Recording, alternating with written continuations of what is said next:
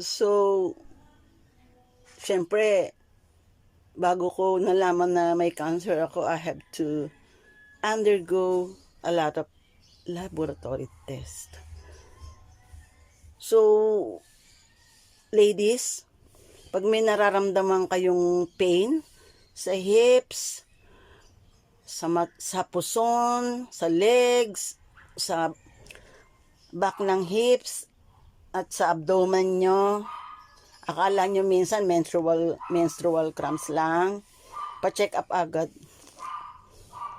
Kasi I tried to bear the pain ng puson ko. Talagang sobrang sakit. Ang nakatulong sa akin, naglagay lang ako ng luya. And I did go to manghihilot, but it didn't help. Talagang matindi yung sakit ng unbearable pain, yung puson, pelvis, hips, legs, and my abdomen is humihilab. Yun. Tapos, kalahating araw ako nakahiga.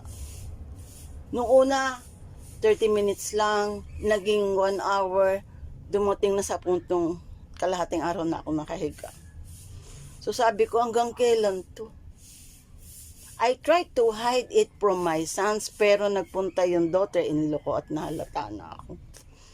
At nahalata na yung aking panganay.